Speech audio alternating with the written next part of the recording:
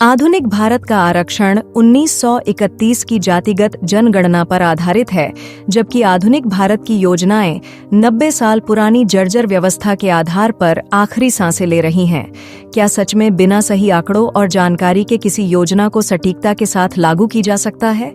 क्या आधुनिक और साइंटिफिक भारत की अवधारणा पुराने दौर के अधूरे आंकड़ों के साथ आगे बढ़ सकती है? 2021 की SICC रिपोर्ट के अनुसार देश में 8 करोड़ 40 लाख परिवार गरीबी रेखा से नीचे हैं, लेकिन सरकारी योजनाओं का लाभ केवल 3 करोड़ 20 लाख परिवारों को ही मिल पा रहा है। ऐसा इसलिए है क्योंकि देश की सरकारों ने कभी यह जानना नहीं चाहा कि किस जाति को कितनी जरूरत है। OBC आबादी का असली सच क्या है? ब्रिटिश काल में 1931 की जातिगत जनगणना में OBC आबादी 52% थी और आज भी OBC आबादी के लिए बनने वाली योजनाओं का आधार वही है।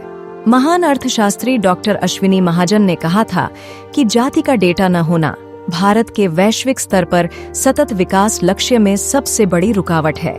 भारत की 68% आबादी आज भी अपने अधिकारों के लिए लड़ने को मजबूर है, क्योंकि जाति जनगणना नहीं होने से योजनाएं अंधेरे में चल रही हैं।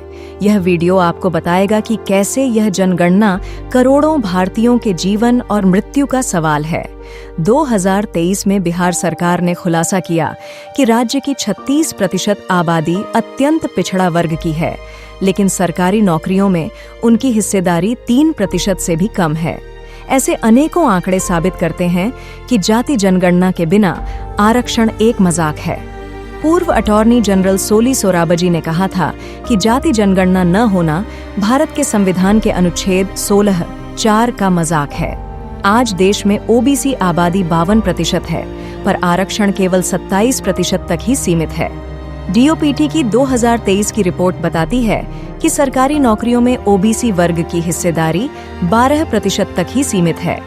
NSSO 2022 के आंकड़े बताते हैं कि SC/ST युवाओं में बेरोजगारी की दर 24% है, जो राष्ट्रीय औसत 12% से दोगुनी है। SC/ST वर्ग के 43% बच्चे 10वीं से पहले स्कूल छोड़ देते हैं। वहीं OBC छात्रों में उच्च शिक्षा तक पहुंच 18% से भी कम है। जातिगत जनगणना न होने का सबसे बड़ा नुकसान पिछड़े वर्गों की 56 करोड़ महिलाओं को हुआ है। ST समुदाय में मातृ मृत्यु दर प्रति लाख में से 97 मृत्यु है, जबकि राष्ट्रीय औसत 70 से भी कम है। NFHS की रिपोर्ट के अनुसार SC/ST महिलाओं में खून की कमी एनीमिया की दर 64% है। OBC महिलाओं में से केवल 12% ही उच्च शिक्षा पूरी कर पाती हैं। NSERB 2023 की रिपोर्ट बताती है कि भारत में दलित महिलाओं के खिलाफ हर घंटे 4 अपराध दर्ज होते हैं। 2023 के बिहार सर्वे में पाया गया कि 21% दलित परिवारों के पास आज भी शौचालय नहीं है। जाति जनगणना केवल आंकड़े नहीं है, बल्कि सामाजिक न्याय की जरूरत है। इसे AI और तकनीक आधारित जनगणना से पूरा किया जा सकता है।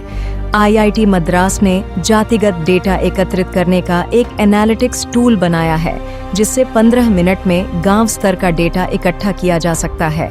आज इसी तरह की तकनीक पर आधारित जातिगत जनगणना की जरूरत है।